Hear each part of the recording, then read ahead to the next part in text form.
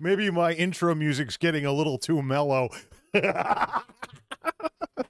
What is up, everybody? This is Jay, aka Multimedia Jay, and well, there was some part of that whatever that opening monologue, if you want to call it that. That was true. I feel like I've been smacked in the head by a 2x4. It's like exhausted as all heck. Yeah. I've taken 2 days off to end the week, nuke all of my PTO in advance of what's coming up next week when we might be doing 50-hour work weeks. One of the things I decided to do, though, is try to dial things back so I get up earlier and I get tired earlier. So if I have to do something on the AM hours or whatever, then it's not as much of a shock to the system. So I've been in close to third shift mode for the past however long it's been. And yeah, we might be going into overtime season where we're working 10-hour nights, maybe even 12-hour nights. But one of the things that is going to be a thing, if that is the case, though, is I'm not even going to do anything. The videos are already stopped. I mean, that light is still there from where it was a week ago. The videos are pretty much stopped, and I'm not going to be streaming at 3 in the morning. No, just to keep a presence on here. I'll just tell you that right now. I'm not going to really go out of my way to make myself more tired than I'm already going to be. The bottom line in all of this is that the 9-to-5ers are reaping what they've sown. They took they've made numerous mistakes that led to them not being able to field a team, and now we have a situation where we're going to get absolutely pummeled, and then corporate made the situation worse. We're not allowed as a facility to move volume around in order to not get pounded on certain days this year. So whenever the orders are keyed in, that's when they get filled. No way, if we get slammed with way too much, we are slammed with way too much. Full stop, not a thing we can do about it. If there's a total disconnect between the people placing the orders and the people filling the orders, that's what's going to happen. It is going to be a mess. I'm not even going to pretend to try to even want to try to do anything besides work and sleep, unless it's not as bad as everybody says it is. And I have very little reason to believe that at this point. Plus, YouTube has gotten to the point where it's just as questionable as it gets these days, what with what's been going on the platform recently. So, and it's just, yeah, well, we've had our fun. And quite frankly, while things have been going on, I've rediscovered how much fun it is to not have to worry about any of this stuff, videos, streams, or anything of that sort, or what I'm working on or what have you, and just come home and either watch something or play something. You know, watch a show, watch a movie, watch a stream, or play a game. Most recently, it's been just good old-fashioned video games. You know, I've had this setup with the 2 screens for 2 years now. It's basically a 2020s thing. But there is something to be said for not bothering with screen number 2, not having any distractions, and actually enjoying the game that's in front of me. So I've kind of forgotten, and I'm sure some of us with these kinds of setups probably fall into this pit every so often. I've kind of forgotten what it's like to actually be engrossed in a video game when you only have the game going. I mean, I know console gamers have this whole thing. I know that console gamers, hey Dan, what's going on? I know that console gamers have this thing where console gamers have to deal with that, but in the PC world where you can multitask and build a system that can do multiple things at once on multiple screens at once, it becomes way too easy to get caught up in the hamster wheel, for lack of a better term, of you're playing like an MMO and you're doing your, oh, those wires keep getting caught in the mic stand. I gotta seal that off. So you're playing an MMO, you're doing the boring grindy bits like leveling a character or something, and you're just tuning the game out because you got it to where you can level without even having to pay attention, and you're listening or watching something on your other screen and not really paying much attention to either one of them. You basically have to stop playing the game in order to watch something if something's going on screen 2, and you're not really paying attention to what's going on screen 1. So what exactly are you doing other than being essentially a self-inflicted, brainless work drone? You know, it's like working in a cubicle. You know, you got your stuff on your screens and you're trying to get stuff done. So you've turned a hobby into a corporate grind style job. So it's something you gotta really think about with all of this. Sometimes, part of recreation is doing something that's not constructive, something that's not something that has to get you somewhere or make you some money or get you some clout or whatever it is. Fun for the fun of it. It's very easy in our day and age to completely forget about this. So it is something I have gotten kind of, mixed up in lately. Of course, I've been playing a lot of Project Ascension, which is a WoW private server. I kept the World of Warcraft subscription going, though, while all this is going on. It's kind of like, it's probably the only one of its kind that I'll be interested in, because they have, they basically de-emphasize the classes. You can still pretend you're playing a class, but you have access to all the skills and abilities, and they have their own system. And they've gone so far as to where I view it as like a derivative work, essentially, of WoW. And they've basically changed out logos and things like that. I mean, it is tacky. It has its issues, but it's just the sort of thing that I found out about and I got curious about. I'm sure it'll be a phase and whatnot, I'll be back to playing real games later. But keep the drinks handy. I'm going to need them. I have two things to stream about. We're going to go with the one that doesn't require me to be as rambunctious and boisterous, because I don't know what the story is.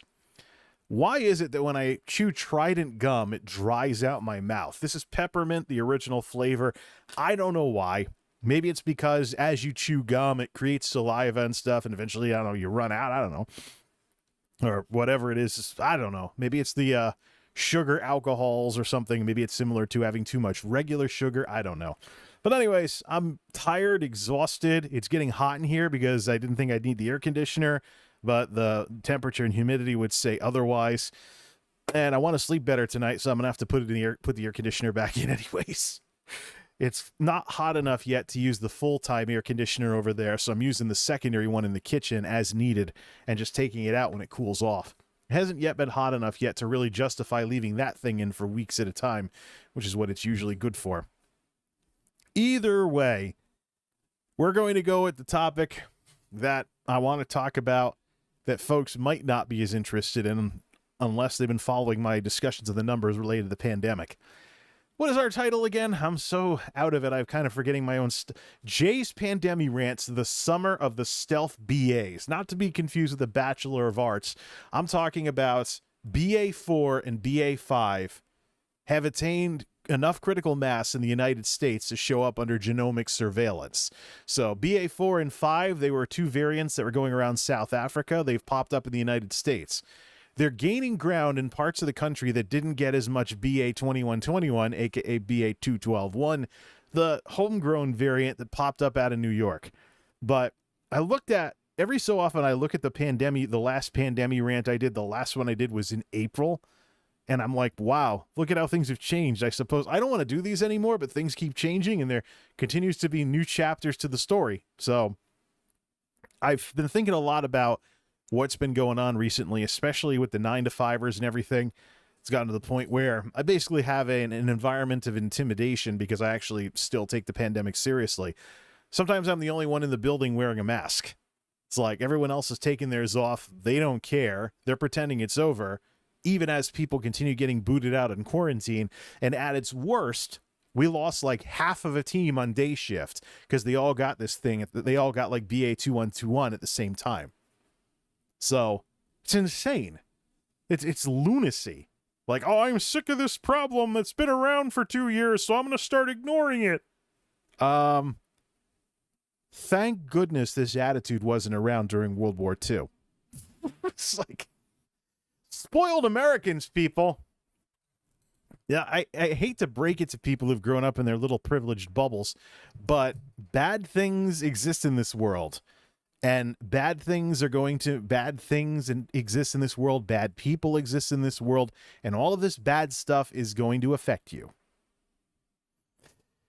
You're going to have to do things differently because of bad stuff in this world if you don't want things that are worse to happen to you.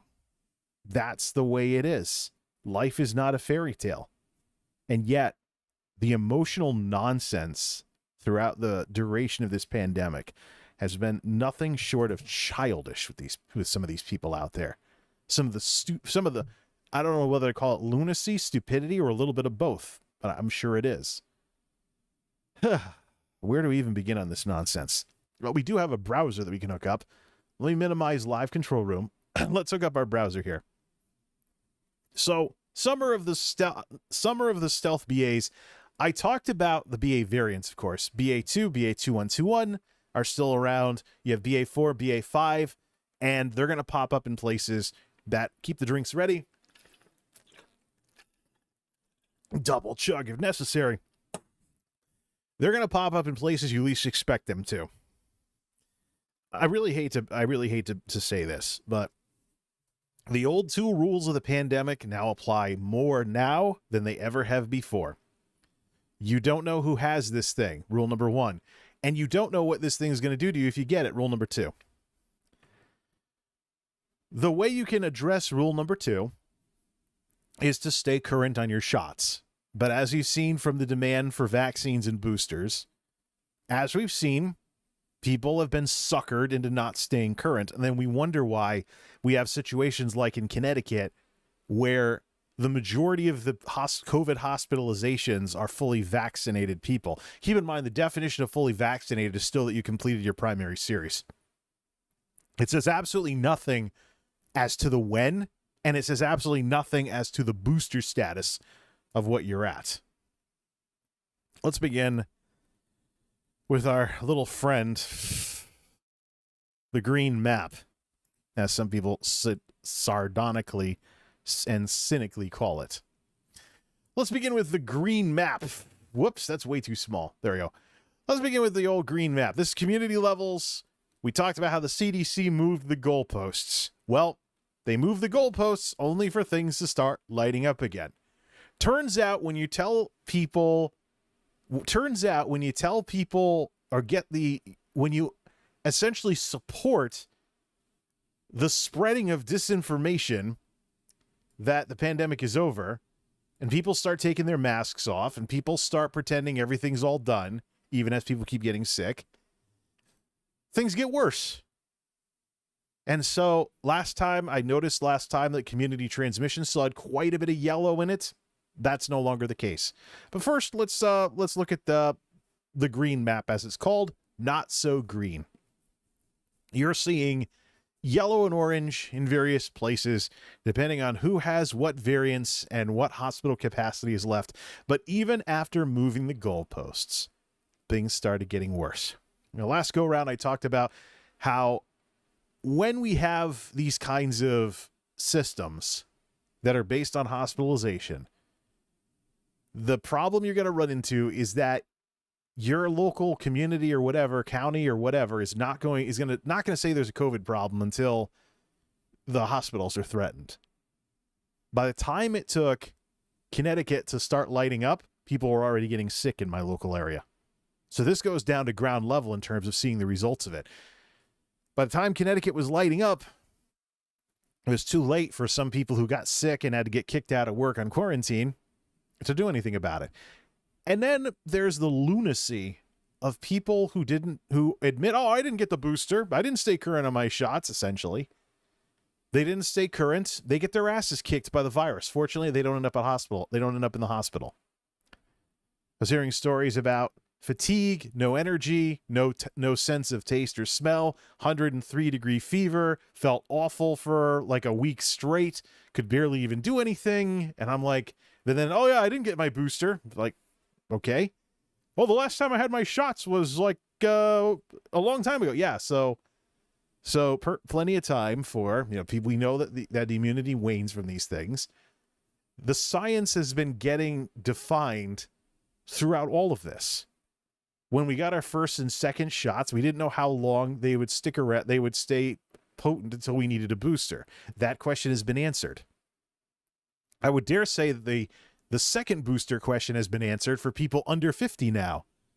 But the problem we're running into now is, how close do you want a booster now to be to the Omicron specific one that the mRNA companies put out this coming fall?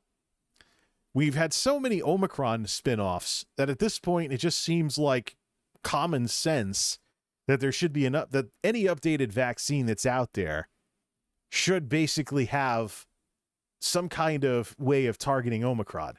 Let me see here. Let me see if that just... not yet. Nope. All right, let's keep an eye on it.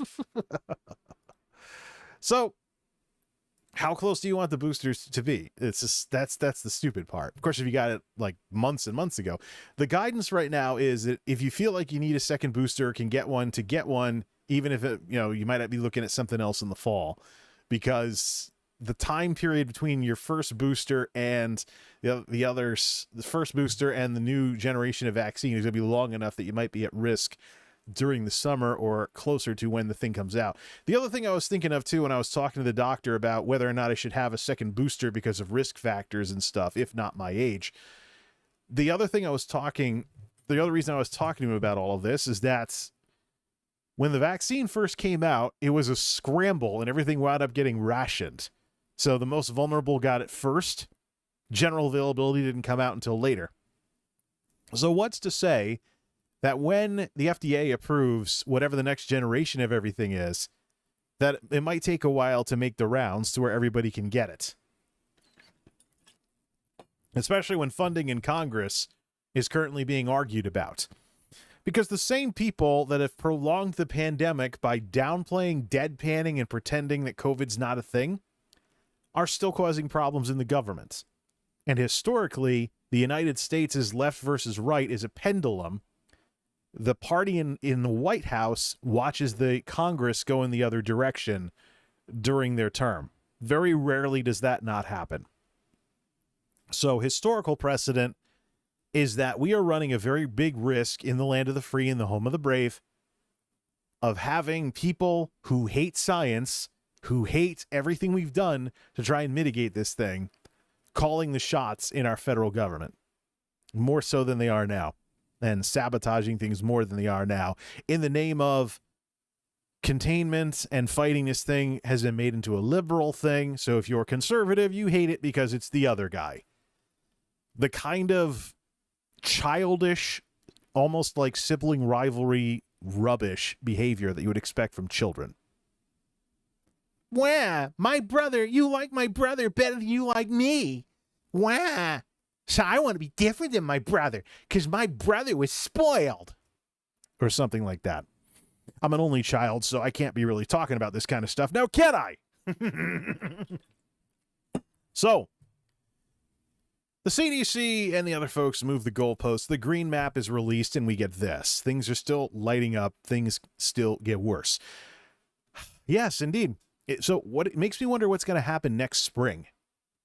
Because it seems like the spring is just when everything gets the ball dropped. It was spring of 2021 when the guidance came out. If you're vaccinated, you don't have to wear a mask, but we're not going to have a vaccine passport or any way of actually verifying that the people that are taking their masks off can actually do so. Okay? So people could lie their way out of it unless they were forced to admit whether they were vaccinated or not. They could lie about their status to take the masks off. And then this year, oh, we've made progress with all the immunity from Omicron. We can change the goalposts to focus more on hospitalizations. Except everybody who knows how this works knows that cases come first, then people end up in the hospital. Anything based on hospitalizations is going to be slow to move the needle compared to something that reacts to a surge in cases. Here we are. The flubbed attitudes and also the double standard when it comes to the guidance. The fact that some folks in our government, including the White House staff, were running off of community transmission, the stricter of these two maps, while the general public was being pushed over to this, says everything. Now here we are. We've reaped what we've sown. And the fun part is, do I have my pointer? Florida, lighting up right about now, falls in line with what Ron DeSantis will be saying. Oh, yeah, we always have a summer COVID season. Because he doesn't want to say that he drops the ball every summer when the tourists show up and it gets too hot and people go into the air conditioning, so they're indoors more and stuff. So it's persistent failure in the state of Florida that has led to their status every summer, as well as their notably higher death count than much of the rest of the country, including highly populated states. So, all right. So here's the green map, and here is community transmission. There was yellow on this map last time. There you go. Waiter, I'm going to need a napkin. I think I spilled some spaghetti sauce. Everything orange and red, people should be wearing masks. We never gave this thing what the chance that it deserved through the Delta and Omicron waves. After Omicron, a lot of the country turned yellow, including where I was. So it is possible for virus activity to drop off to the point where we could have taken our masks off. Instead, we started passing this piece of junk around.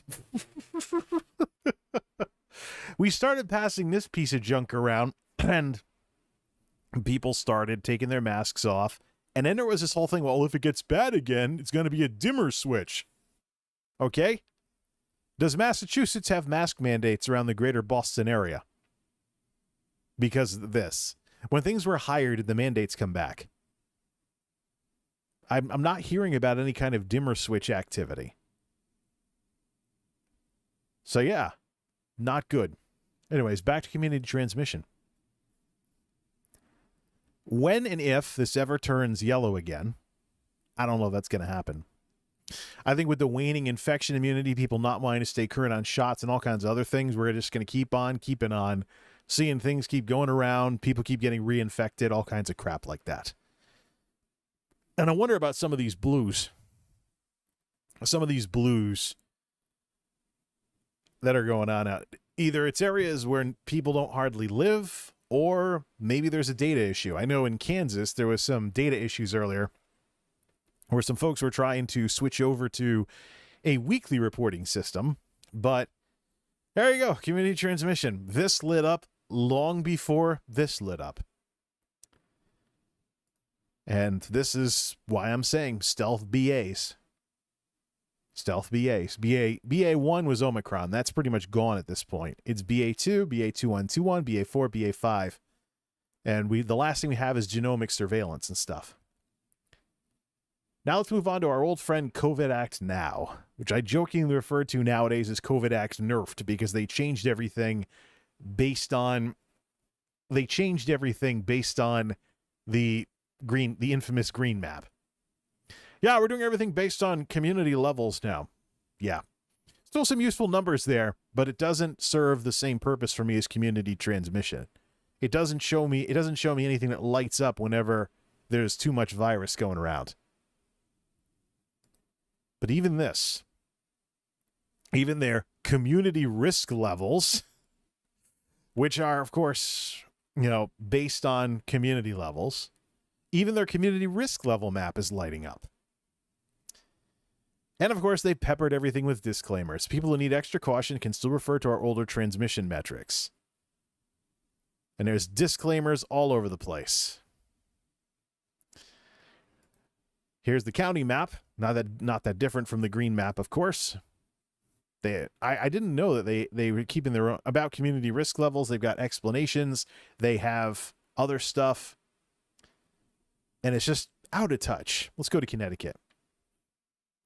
Avoiding infection? People who need extra caution can still make decisions using daily new cases, infection rate, and positive test rate. Oh, okay, COVID Act Now.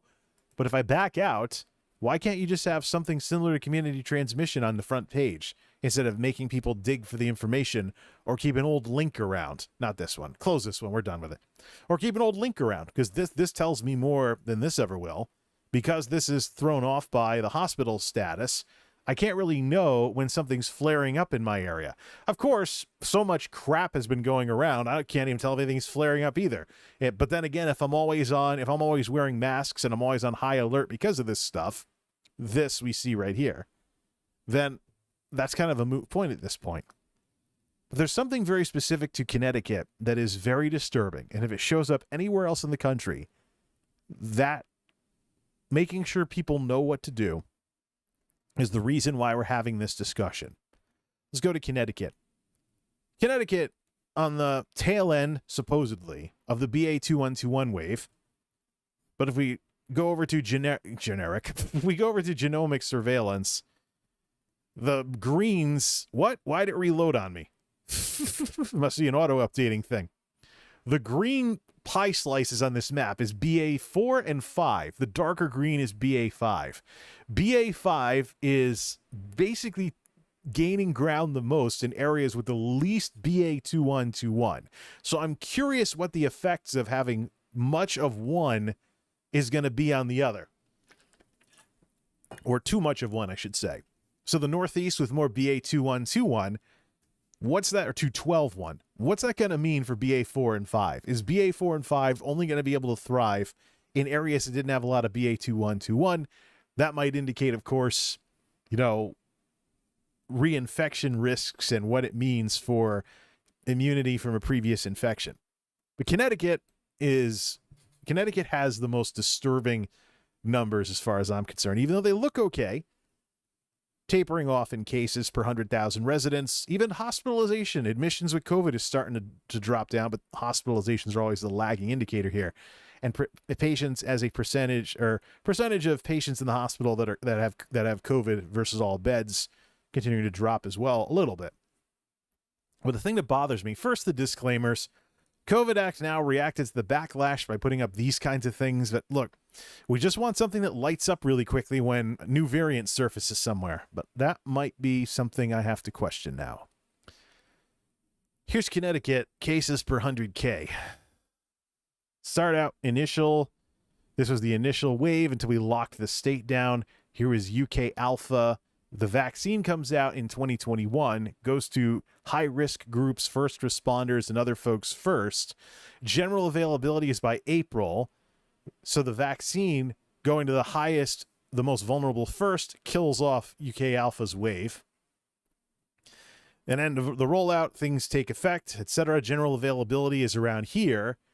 So as things make the rounds and whatnot, the wave is gone by summertime. And we're down to like single-digit cases per 100K in some weeks, like June 20th, which is about a little just shy of a year ago.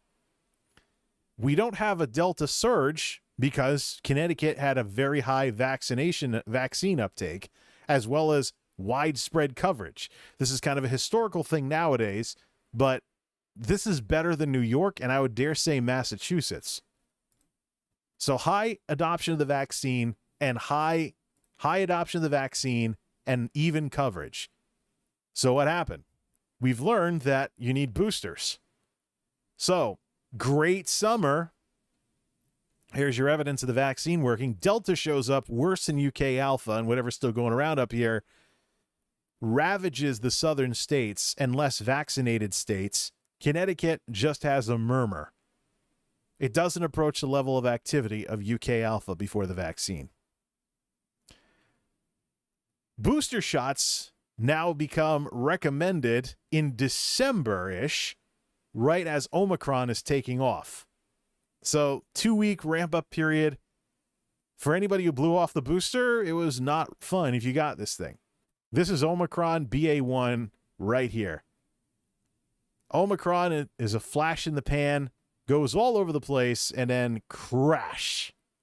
Now, this is a time when there were a lot of people in the state that had post-infection immunity. Well, we've known from the numbers, like I've been saying, that doesn't last more than a couple of months. It didn't for us. Here's the bowl. Coming out of Omicron was the thing in January. People get over it. February, March, April. By May, we're back to the levels we saw with Delta. And then BA.2.12.1 comes in and we see this spike right here. And then it drops off for, so I think. And here's why we're having the discussion today. While all this was going on, I was looking at things like the cases per 100K, the infection rate, and stuff along those lines. Color codes, things like that, the old system, community transmission, etc. My dad was watching the news, which focused almost entirely on the positivity rate. Now, the problem with test positivity is that if you aren't doing enough testing, you'll go too far into double digits, and you'll have to wonder if people are hiding cases because there isn't enough testing to keep track of them all. Keep that last point in mind. I should be celebrating this big drop-off with this spike and an infection rate of 0.71, which under normal circumstances would indicate to me that the virus was in free fall and losing ground rapidly. But the PCR test rate, the positivity rate, not only is it still double digits, it's settling, it's tapering off. Its decline is tapering off, which didn't happen after Omicron. After Omicron, it crashed. What happened? Everything dropping, except for the positivity rate, tells me that people are hiding cases. There's a lot that's happened since the Omicron wave. The U.S. government now lets people have multiple sets of at-home tests for free, and then when you use those up, there are tests available at like Walmart and stuff that can be purchased. But there's other things going on. And this is why I'm not entirely opposed to the CDC bringing hospitalizations into the formula here. Because when you have people who are either sick of the pandemic or they've actively been pro-virus and they've been antagonistic, kicked against the bricks against literally every single way we've tried to combat this thing. Because of all of that, and the fact that newer variants have gone after different parts of the lungs to where it wasn't as severe, less likely to land people on a ventilator, people are figuring out that they can rig the system. Between at-home tests and everything else, the system can very easily be rigged. At-home tests are a two-edged sword. There's good things about them and there's bad things about them. The good thing about them is the convenience. As well as they can be, it's easier to tell when you're no longer contagious with home tests than it is with PCR. So, here's the situation. The bad side of it, though, is that home tests can keep people from having professionally administered tests. We talked earlier about how in 2021 we didn't learn the lesson. We didn't learn the lesson of not accounting for the lowest common denominator when it comes to people's behavior.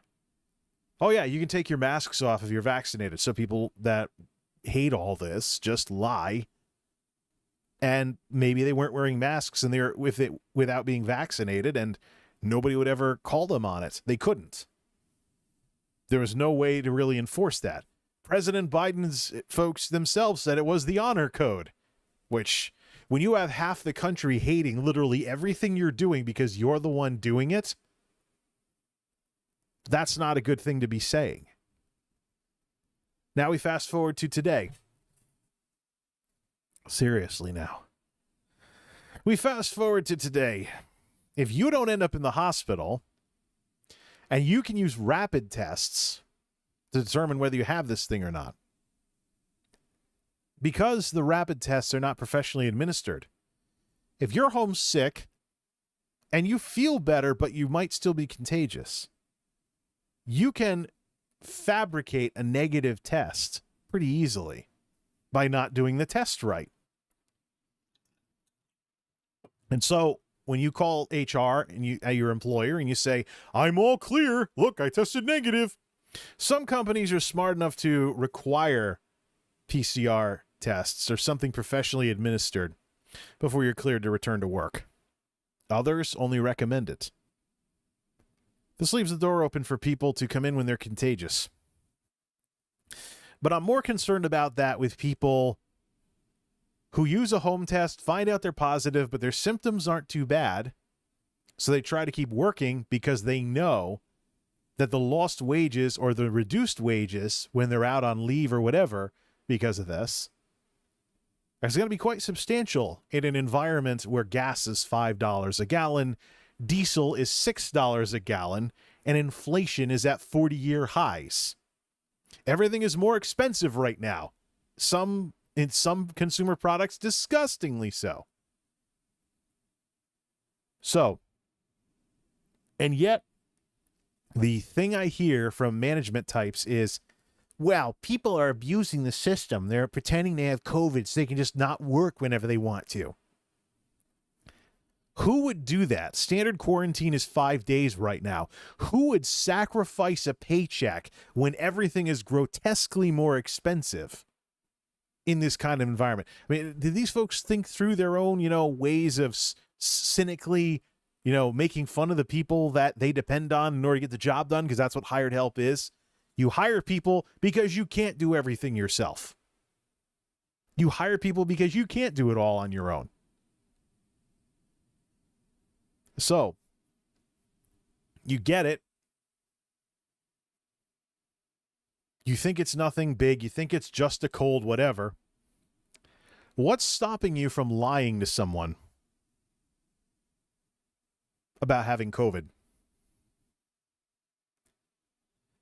I was very badly reminded of this with my own anti-vaxxer step relatives.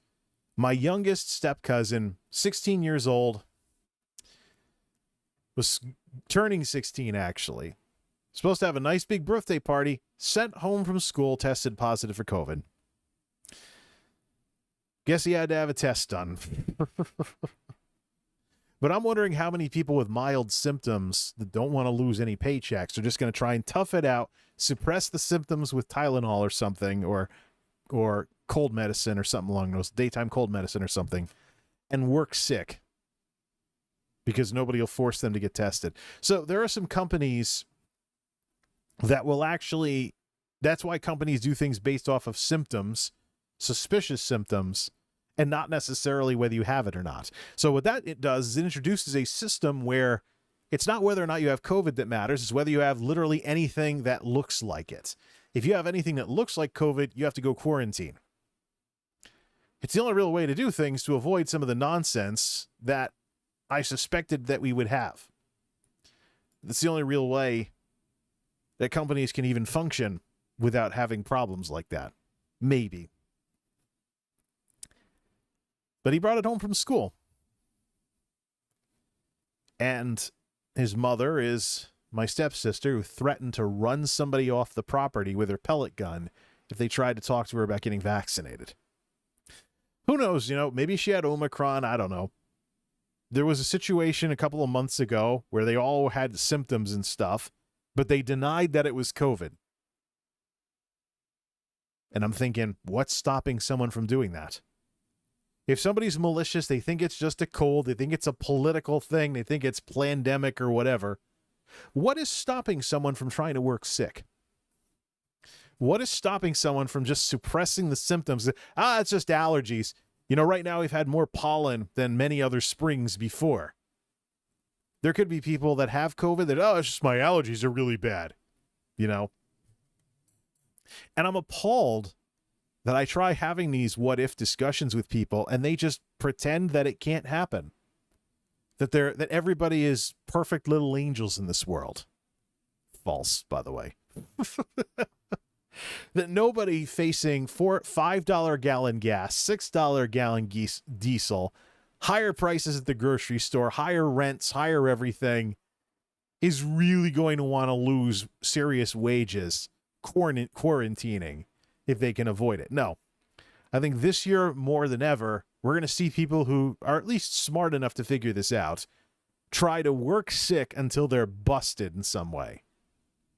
And then what? They get fired? They'll just get a job somewhere else. It's the Great Resignation. What do they have to lose? Especially at a place like where I'm at. If they haven't worked at the other warehouses around here, they get fired from this place. They go to one of the bigger ones with their problems. They get a raise until they get busted there as well. It's just amazing, People have stopped wearing masks in lots of places. People want to pretend everything's over, and then they will admit that they didn't get their booster. The first booster. No, that was like variants ago at this point. That was months ago at this point. So, what are we in for this summer? And I'll tell you what we're in for. Cases per 100K. We're in for our worst summer ever, the rate we're going. BA4 and 5, Depends on what steam they get. Right now, I mean, what was our summer last year? Last year, things got so low that people were questioning whether we still needed masks and stuff. And that was with down to single-digit cases per 100K. Infection rate or positivity rate during the summer, 0.4%, down below 1%. Really, the warning sign with positivity is double digits. When you get too far into double digits, you wonder if there isn't enough testing going on to keep track of all of this. Not only has this number not come down after this latest wave, it is leveling out at way too high. 11.2%, around 11 or 10%, which is on par with numbers during UK Alpha. The last wave we had before the vaccine came out. Oh, so we've undone the progress of the vaccine? No. There's a couple of things in play. There's people getting suckered by disinformation who don't stay current on their shots. That's one thing. The other thing that's in play is that newer variants are way more transmissible. They're all Omicron descendants, by the way, than Alpha was. So this thing has evolved to get to this point right here. But when this plummets, and this plummets, but this doesn't, the fact that this is tapering off instead of plummeting like the rest of the numbers tells me something's not right with this or this. Tells me that people are probably hiding cases. They're looking for alibis. They're suppressing the symptoms. They're trying to work sick in an environment where they have more pressure to do so because everything's more expensive. Stimulus unemployment is no longer a thing. Things cost more. Inflation is going crazy. And the war in Ukraine was only the cherry on top of the sundae. Big oil had its dark night of the soul during the beginning of the pandemic in 2020 when the price of oil crashed down to a negative number. And as the world is more interested in renewables, and as renewable technology develops, fossil fuel technology, even if the government doesn't get aggressive against it, eventually becomes less desirable in a lot of cases. Imagine a world, for example, with hybrid cars, where you could just run off of electricity and then get some gas only if you needed it. You don't fill the tank or anything unless you're going on a long trip. Gas is something you purchase on an as-needed basis because a hybrid gets a range that approaches that of something like a Tesla. Imagine a world where cars like that exist, and your daily commute can be done mostly or entirely on electric power, and you only need gas for long trips or extra driving above and beyond your range. So there's an entire video essay on YouTube about gas prices and how the rise has more to do with the industry realizing the writing is on the wall and trying to go out with a bang than anything that's happening with market conditions right now. You're talking oligopolies in a lot of cases, and the competition just got smaller with the whole "we hate Russia" thing, with all the stuff going on all around the world where nobody wants to buy Russian oil. So yeah, I understand the politics of it, but from a business perspective, you've removed a competitor from the market. So now it's even more of an oligopoly than it was before. So bottom line, though, is everything's more expensive. Everything's costing more. There's no stimulus unemployment. There's no paying people to shelter in place. There's none of that 2020 stuff. There's very different messaging coming out of the mainstream media and out of Washington than there was 2 years ago or even 1 year ago. I talk about how people were already forgetting.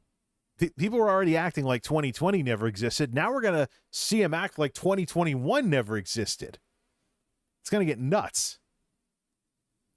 But seriously, everything that I was worried about a year or two ago, or maybe both years, I got to check back and see what I was thinking at the time. Things kind of blend together with all this whirlwind of garbage and numbers and stuff like that with this whole pandemic. But I was worried about people working sick and doing everything they could to not get booted out on quarantine. That's going to be more of a thing this summer. With everything costing what it is and whatnot, you're not going to want to have your paychecks nerfed. So my question for the business world is, how much of a ding do you want to take to your operations this summer? You got people going around acting like everything's all over, not wearing masks, and then surprise, you're now losing people because they got infected or reinfected, or you might lose them permanently if they get long COVID. And then there's the vaccine uptake, the freak out effect. People only freak out. There's a group of people out there that only stay current on shots if they freak out because people around them are getting sick. The freak out effect will be suppressed by people trying to muscle through it, suppress the symptoms, not let people know they have it because they don't want to lose paychecks or whatever, or they want to be like, oh, it's just a cold. That garbage. Folks, the freak out effect will be suppressed by this crap that I'm talking about. And here's the uptake on things. Booster became available once Omicron was in the rearview mirror. Demand tapers off on pretty much everything. We're capped at first doses, though. Mathematically, you can't go above 95%. But, so, there you go. And then in this flat line of demand, particularly this one, second dose, I got to wonder how old are the shots that are involved. Because probably the biggest example of this lunacy from just trying to listen to people's stories around here is people openly admitting they blew off the booster and then they got Omicron and it totally clobbered them. And they're like, ugh. And then they look at the numbers and find out the majority of the people hospitalized for COVID in the state are fully vaccinated. Yeah, number one, there aren't that many true blue unvaccinated people left. Even if you factor in 80%, about 80% two-dose or J&J, so 20% of the population left not fully vaccinated. People either got nothing or they got one and they stopped. You know, in 2020, there were people asking questions about, well, if one dose gets me to 85%, why do I need the second one? Yeah, well, totally different world from the original ancestral strain that those vaccines were made for. The last numbers I heard were 75% effectiveness against it with a booster, 75% effectiveness versus symptomatic infection versus Omicron. So we're due for a new generation of vaccines that target Omicron specifically. Pfizer and Moderna, I know, are working on them. Maybe some of the others too. And I understand Novavax is finally getting the okay. So anybody who doesn't like mRNA but is worried about the viral vector issues with the Johnson & Johnson shot now have an alternative with Novavax, which I believe is protein subunit, different kind of technology. So there's more vaccines and more technologies available in this country for people to stay current on things. Consumer choice is about to get better, especially with the arrival, when it's approved, of vaccines for children under 5. Finally, all age groups in the United States are going to have access to this technology. There's not going to be one group we always have to worry about anymore. We're finally going to be where we should have been a lot sooner, but some of these processes take time. So, vaccines are available. Paxlovid's making the rounds. Masks are pretty much everywhere. We no longer have an N95 shortage like when everything first started and the hospitals had trouble getting them. So you're hearing stories of people casually talking about wearing N95s everywhere they go. I would use an N95 for something really risky, like, say, flying on a plane or something. But you have people casually in this country talking about wearing N95s everywhere they go. Huge change from 2 years ago when there was a shortage and the hospitals couldn't get them. So we have a lot of stuff available. You know, people are like, oh, but Jay, you know, this whole thing with what some of the people in the media are saying. Well, here's the issue. Here's the issue here. We have a vaccine now. In 2020, we didn't. We shouldn't need lockdowns anymore. It's just the problem is there's this idea here in the United States that if you want to be aggressive in fighting this thing, you're somehow like China with the Shanghai lockdown, where people were screaming out their apartments and high rises because they were starving because they were locked in their homes for longer than planned and the government and the military wasn't distributing food enough. That viral clip, the infamous clip that went viral on Twitter. We don't need to be a country that welds people's doors shut to quarantine them. We don't need to be a country that forcibly splits up families because someone got infected. We have a lot of stuff, but what that should not be the reason to get complacent. It's like with Dr. Ashish, what's his face? Dr. Ra, I think, the guy that took over for Jeff Zients. I've only seen him twice in the White House's commentaries on the matter. The guy that just took over. Let's see here. Stop being lazy in the age of Google, Jay. What's his name? He's new. So Ashish Jha, I was almost right. Dr. Ashish Jha, the Indian American general internist, physician, and academic serving as He's an MD. Okay, good. Yeah, okay, good. He's in. So Dr. Ashish Jha. Yeah, he was. Yeah, he's the guy that took over for Jeff Zients with managing the United States' pandemic response. Good. I was hoping I could get the name right. I've been trying to get it right, and I keep screwing it up. It's just so stupid here. But he talked about how we have all these great tools and stuff, and the thing to remember is that we're where we are because we have what we have, which is why we need to have the Congress fund the next generation of vaccines and stuff. Because there's a lot of cynicism going around right now, and some of it is deserved because we're still running off of vaccines that were made for the ancestral Wuhan strain of COVID. So it's great that they've retained effectiveness, particularly if you get boosted. But we've had so many Omicron variants now, so many descendants of Omicron. It's time to catch things up. I had a joke before Omicron came out about how the Omega variant would probably wipe out civilization. So hopefully we never got to the Omega variant. I'm picturing this like post-apocalyptic movie, dust flying everywhere, ruined buildings and stuff, and you see this text on the screen at the beginning of the Omega variant. If only we knew that what it would do or something like that. It sounds like a disaster movie waiting to happen. But we've had various strains of the Omicron family making the rounds for so long that I think it's about time that we had a more up-to-date vaccine. The thing is, though, we don't need to sacrifice our attitude towards this thing because we have the tools we have, just like we shouldn't sacrifice our funding because we're where we are because of the tools that we've developed in this country. COVID is a threat to our civilization. It's a threat to our way of life. Before Putin's invasion of Ukraine became, a great way for the media to be like, look at this bad guy rolling tanks into, of course, a war of aggression is not something the world has had to deal with in quite some time on this scale anyways.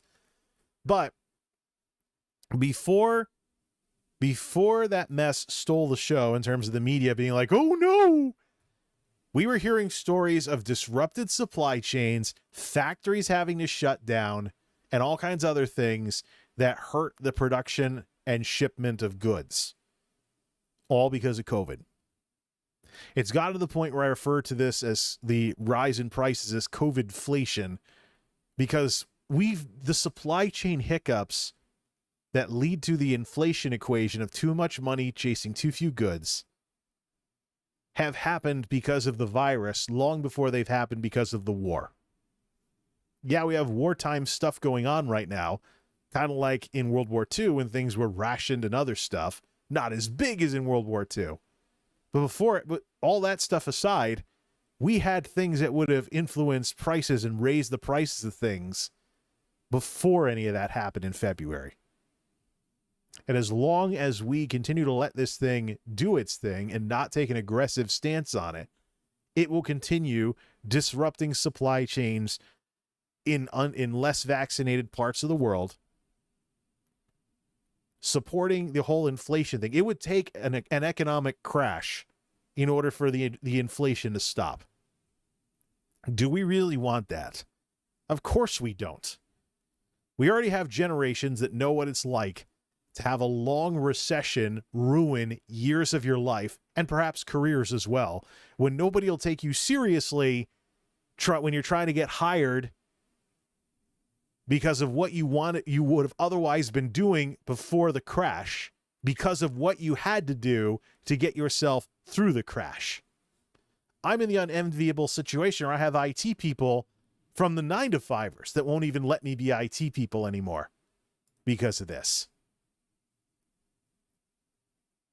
Look, I've been doing warehousing since the layoffs 10 years ago because it's what got me through the recession. IT was not going to get me through the recession. I was reading the stories of the 99ers with tech backgrounds who were stuck home, not able to get jobs for years, and then wondering why nobody would hire them. And I decided that wasn't going to be me. Do I still follow the development of PC hardware and thin clients and net tops and security issues like ransomware and stuff? Yes, I do. But who's going to take me seriously if I'm only doing it at home? So that's what the Great Recession did to me. Do we really want another crisis doing this to another generation? What is our definition of never again in the United States of America? So, this summer should be the summer when we're having a lot more fun than we otherwise would have, but these numbers are very, very sus. These numbers are quite suspicious. Positivity rate is not where it needs to be. So when you have this tapering off with everything crashing, that tells me people are hiding cases. And it's sad to see it show up in the numbers instead of just being some anecdotal thing. I want this number to be much lower. It should be well into the single digits by now, as it was after Omicron. It got down to like 2%. And that was as BA2 is picking up steam after Omicron crashed. So that was one variant handing off the baton to another. Not like UK Alpha, the vaccine crushes everything into the summer. But just look at the numbers year over year. May, 2% in Connecticut.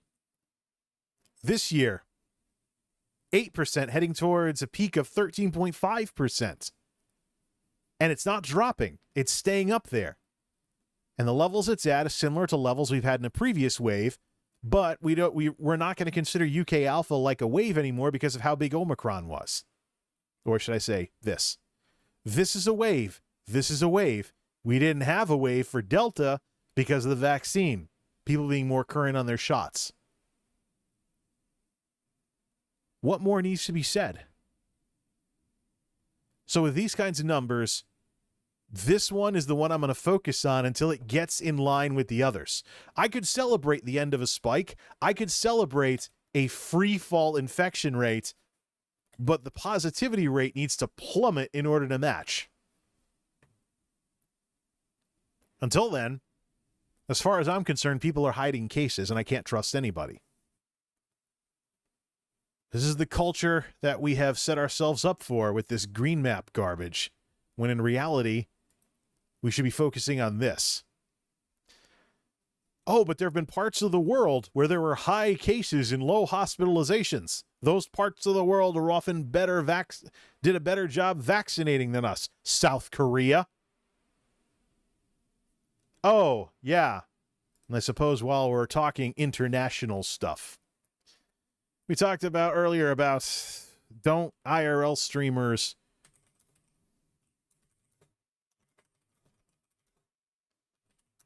how IRL streamers shouldn't go somewhere where COVID is worse. Thank you for reading the Times. It's time for Americans. It's time for us Americans to shut up. Here we are. We're red. And our 14-day trend isn't all that great. South Korea, terrible earlier. Things are dropping. Japan, things are dropping. Some parts in the EU have some similar problems to us. Spain, UK, UK, Finland, etc. Iceland, Brazil, Argentina, Australia, bit of a decline there. But yeah, we're not a place for people to take a break from the pandemic anymore.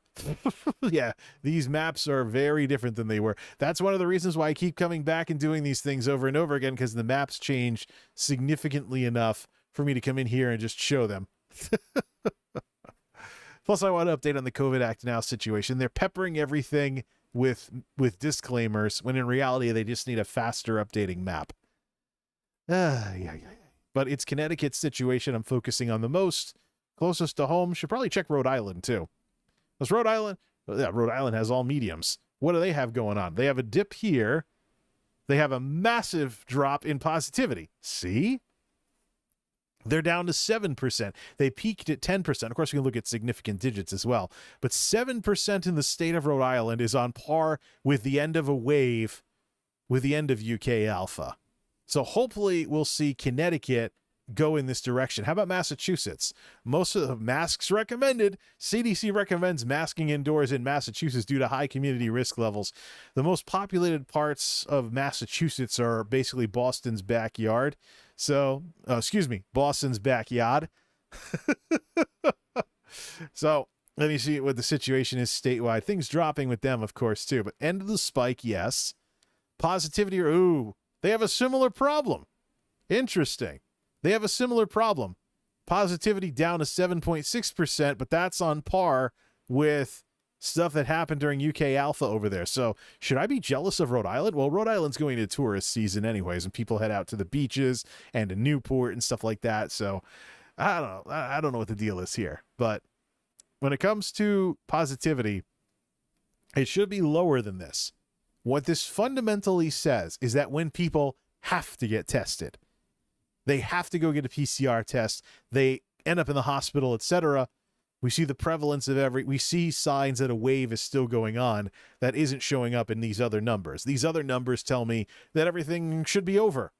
And if it's not over now, it should be over soon because of that insanely low infection rate, almost as low as the 0.6 when Omicron crashed. But we do know that BA4 and 5 are making the rounds as well. Just got to see where they are able to gain ground in this country. Of course, it looked like BA2 was going to dominate everything until BA2.12.1 took it over, but we'll just have to see. This, meanwhile, is the big issue. Why isn't this plummeting? What's it going to take for it to start plummeting? Well, we could just hide the virus by not testing as much. Yeah, well, there have already been people who believed that in public office, and their states didn't do very well. I really think that's something that nationally and in Washington we need to be very, very concerned about, is the repackaging of bad ideas that previously have not worked in parts of the country where people didn't get vaccinated as much. And we've already seen the nasty results during the Delta wave and later Omicron as well. We really need to look at these bad ideas getting repackaged and sold to anybody who will be a sucker enough to believe them. And this politicization, this political nonsense where we politicize, you only try to fight this thing if you're a liberal. Wrong. So enough is enough with this childish, I can't support that because I don't like that guy and he supports it. It's just like, this is the antithesis to the very word bipartisan and what it means in this country. And just more evidence that we can't talk about this in a civil manner. Anyways, this is the night I feel the worst. So I figured I'd tackle the topic that I thought I could tackle when I felt the worst. Almost 3 a.m. at the Geek House. I'm going to call it a morning. Get to sleep earlier, try to get up earlier. Plus, I have a little something from Amazon coming USPS. The mailman's probably going to be waking me up in a few hours in like the middle of the morning. It's not going to be good in terms of sleep. Let's put the AC back in and let's hope for the best. I don't really need it, but I just want the extra comfort because it's not going to be fun. Yeah. All this just to try not to be so much of a night owl, because I'm about to start working and sleeping when overtime is more of a thing. Let's just check this other thing one last time. It's interesting that this was never demonetized either. So for those people that have these conspiracy theories about how YouTube doesn't let you discuss COVID, wrong. You just got to discuss it in a responsible manner. And I still stand for, look, if I haven't made it obvious through all of these pandemic rants since the mask guide in 2020, I support all this stuff because this thing sucks. This thing sucks. And it is literally a test of America's character that we are currently failing right now. You want to talk about united we stand, divided we fall? This is a literal example of that.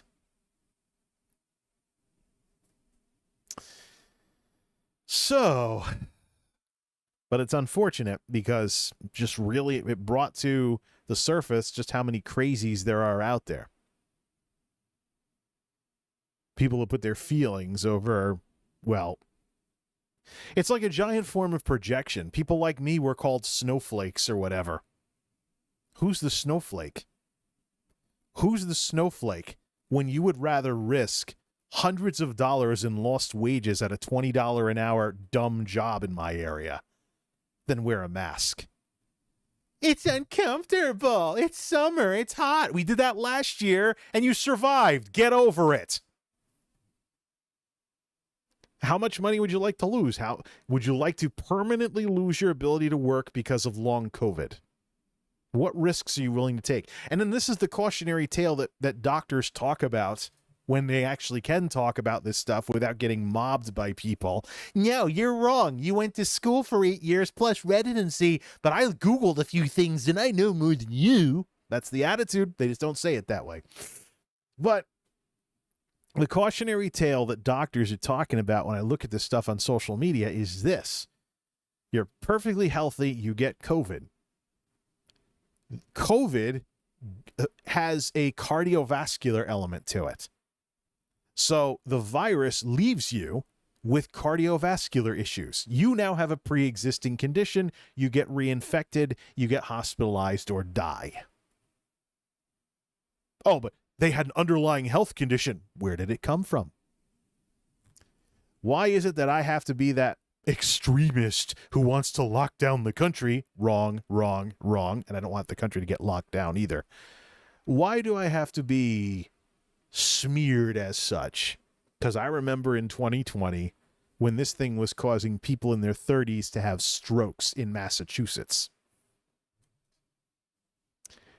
This thing doesn't go away just because we act like little fuzzy little Care Bears and like, we can care it away. Everybody care. This thing doesn't care about that crap. Never has. It's a threat to our country. It's a threat to our civilization. It's a threat to our way of life. If you want your life to constantly be affected by this thing, then by all means, continue being the Neville Chamberlain and going, peace in our time, like a little pansy ass.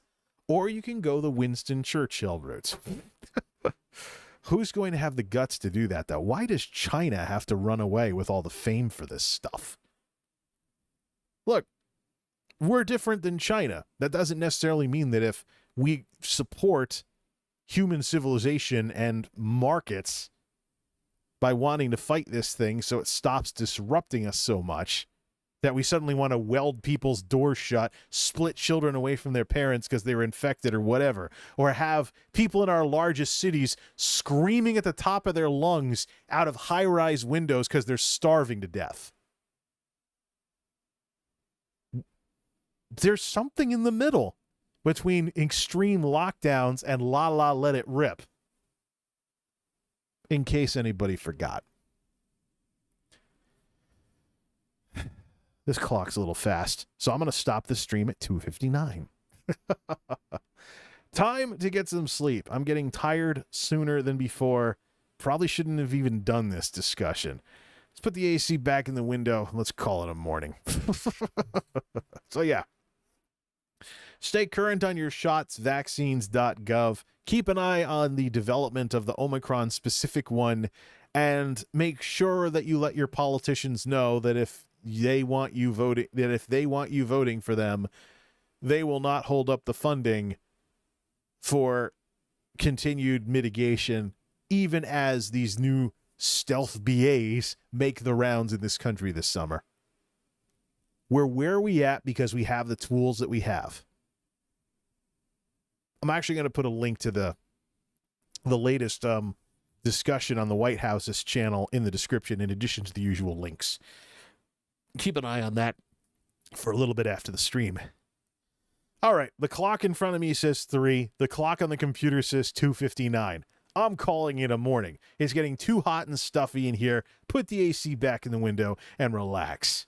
There's not much in this world these days that makes me want to just, that lets me relax these, or whatever. I don't even know what metaphor I'm going for here. I just want to take it easy. I'm supposed to be taking it easy, but, you know, we're having these heady discussions and whatnot. Finally, both clocks say 3 a.m. Time to call it a morning. Till next time, this is MultimediaJay signing off. Thanks for stopping by.